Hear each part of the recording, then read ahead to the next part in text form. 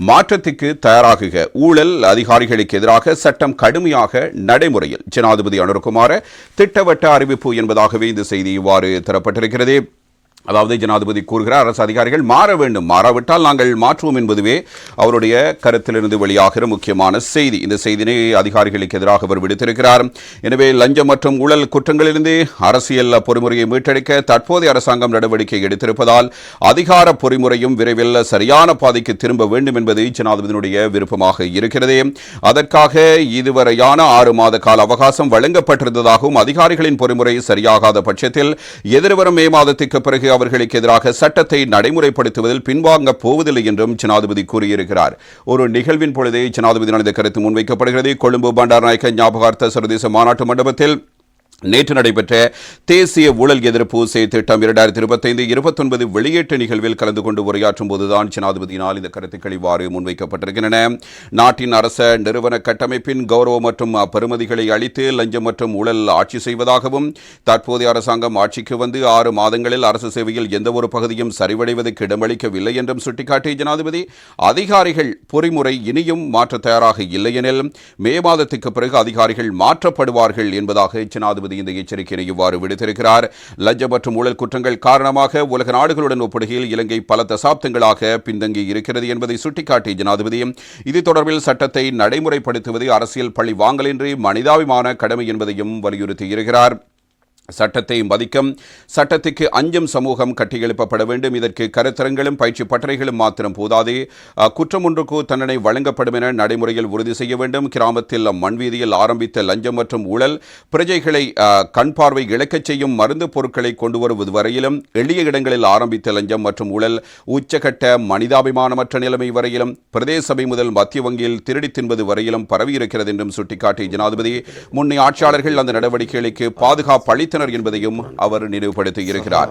பொது நிர்வாக நிறுவனங்கள் மற்றும் சட்டத்தை நடைமுறைப்படுத்தும் நிறுவனங்களில் சிலர் மற்றும் ஆயுத குற்ற கும்பலும் உள்ளடங்கியதான லஞ்சம் மற்றும் ஊழலில் ஈடுபடும் திருடர்களின் வலயம் ஒன்று உருவாகியுள்ளதாகவும், அதனை தற்போது அடையாளம் கண்டிருப்பதாகவும், எதிர்காலத்தில் அதற்கான தீர்வுகள் செயற்படுத்தப்படும் என்றும் ஜனாதிபதியினால் இவ்வாறு கூறப்பட்டிருக்கிறது. நாட்டிலிருந்து லஞ்சம் மற்றும் ஊழலை ஒழிக்கும் பொறுப்பை அடுத்த தலைமுறையின் மீது சாட்டாமல் தற்போதைய அரசாங்கத்தின் கீழ் அதற்கு தீர்வு காணப்படும் என்றும் ஜனாதிபதி வலியுறுத்துகிறார். இலங்கைக்கு ஒரு வருடத்துக்கு முன்பாக சுதந்திரம் பெற்ற இந்தியா தேசிய நிகழ்ச்சிகளுடன் முன்னேறியதன் பலனாக விண்வெளி மற்றும் மென்பொருள் துறைகளில் பெருமளவான சிரமப்படையை உருவாக்கி இருக்கிறது. இலங்கையின் அரசியல் அதிகார தரப்பினால் மேற்கொள்ளப்பட்ட தீர்மானங்களால் 2022ஆம் ஆண்டில் இலங்கை வங்குரோத்து நாடாக மாறியதே. மக்களின் ஒவ்வொரு ரூபாவுக்கும் பொறுப்பு கூறும் வகையில் தேசிய நிகழ்ச்சிகளின் மூலம் இலங்கை உலக நாடுகளுக்கு முன்பாக உயர்த்தி வைக்கும் பொறுப்பை தற்போதைய அரசாங்கம் நிறைவேற்றி வருகிறது. அவ்வாறு செய்வதன் மூலம் சட்டத்தை நடைமுறைப்படுத்தும் நிறுவனங்கள் மீது பிரஜைகள் மத்தியில் நம்பிக்கையை ஏற்படுத்த முடியும். குற்றத்தை செய்துவிட்டு சட்டத்திலிருந்து தப்பிக்க வழியில்லை என்பதை பொதுமக்களுக்கு தெரியப்படுத்த வேண்டும். தேசிய ஊழல் எதிர்ப்பு செயற்திட்டம் 2025-29 ஊடாக நாட்டை வளமான தேசத்தை நோக்கி கொண்டு செல்வதே நோக்கமாகும் என்பதோடு ஜனாதிபதி செயலகம் உட்பட அனைத்து அரச நிறுவனங்களிலும் உள்வகார பிரிவுகளை நிறுவி டிஜிட்டல் தொழில்நுட்பம் மூலம் அதை கண்காணிக்கக்கூடிய ஒரு திட்டத்தை செயற்படுத்த அரசாங்கம் திட்டமிட்டிருக்கிறது. கல்வி மற்றும் சமூக பங்களிப்பு, நிறுவனங்களை வலுப்படுத்துதல் மற்றும் சட்டத்தை நடைமுறைப்படுத்துதல், சட்டம் மற்றும் கொள்கை சீர்திருத்தம் ஆகியவற்றுக்கு இடமளிக்கும் மூலோபாய முன்னுரிமை துறைகளுக்காக இந்த செயற்திட்டம் தயாரிக்கப்பட்டிருக்கிறது.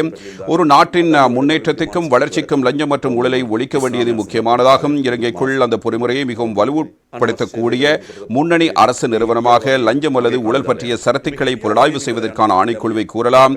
அதன்படி லஞ்சம் இல்லாத சமூகத்தை உருவாக்க அனைத்து துறைகளிலும் செயற்படுத்தப்படும் ஒரு வலுவான தேசிய ஊழல் எதிர்ப்பு கொள்கையை உருவாக்க வேண்டியதன் அவசியம் கண்டறியப்பட்டிருக்கிறது. இந்த தேசிய செயற்திட்டத்தை தயாரிக்கும் போது லஞ்சம் அல்லது ஊழல் பற்றிய சரத்துக்களை புலனாய்வு செய்வதற்கான ஆணைக்குழு அனைத்து பங்குதாரர்களிடம் ஆதரவுடன் தேசிய மற்றும் மாகாண மட்டங்களில் நிகழ்ச்சிகளை நடத்தியதோடு 3 மொழிகளிலுமான பத்திரிகை விளம்பரங்கள் மற்றும் சமூக ஊடகங்கள் மூலம் ஊழல் பிரச்சனைகள் குறித்த பொதுமக்களின் கருத்தை மதிப்பீடு செய்வதற்காக நடத்தப்பட்ட விரிவான கணக்கெடுப்பும் அதற்குள் அடங்கியிருக்கிறது.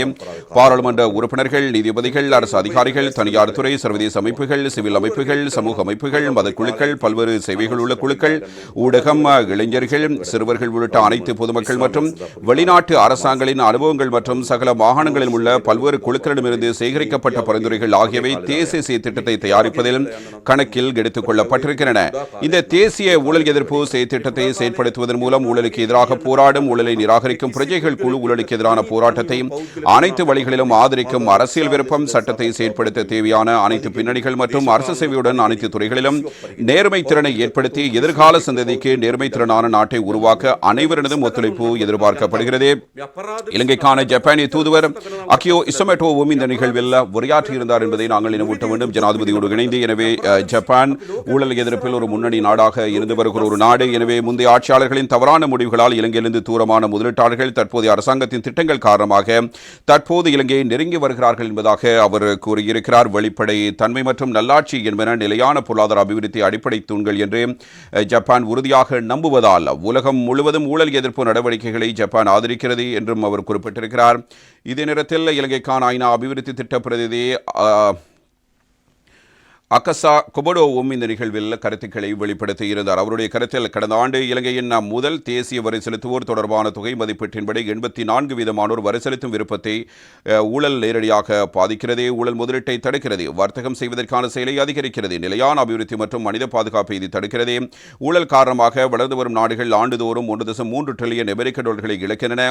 இந்த ஆண்டு வரவு செலவு திட்ட உரையில் ஜனாதிபதி சுட்டிக்காட்டியது போல வரி செலுத்துவோரின் ஒவ்வொரு சதத்துக்கும் அரசு பொறுப்பேற்க வேண்டும் என்கிற இந்த செயற்திட்டம் இலங்கை சமூகத்தின் மாற்றத்துக்கான ஒரு வழிகாட்டியாக இருக்கும். பிரதமர் நிதியரசர் முருது நிருபமா பிந்துஷினி பெர்னாண்டோ, சட்டமா அதிபர் ஜனாதிபதி சட்டத்தண்ணி பாரிந்த ரணசிங்க, ஜனாதிபதி செயலாளர் கலாநிதி நந்திக சனத் குமாநாயக்க லஞ்சம் அல்லது ஊழல் பற்றிய சரத்துக்களை புலனாய்வு செய்வதற்கான ஆணைக்குழுவின் தலைவர் முன்னாள் உயர்நீதிமன்ற நீதியரசர் நீல இதவல, லஞ்சம் அல்லது ஊழல் பற்றிய சரத்துக்களை புலனாய்வு செய்வதற்கான ஆணைக்குழுவின் பணிப்பாளர் நாயகம் RSA திசாநாயக்க, முப்படைகளின் தளபதிகள், போலீஸ் மாதிபர் உள்ளிட்ட பாதுகாப்பு படைகளின் பிரதானிகள் மற்றும் அரசாங்க அதிகாரிகள் இந்த நிகழ்வில் பங்கேற்றிருந்தார்கள். இது ஊழலுக்கு எதிராக ஜனாதிபதியினுடைய செயற்திட்டம் குறித்தான தகவலாக அமைய பெற்றிருக்கிறது.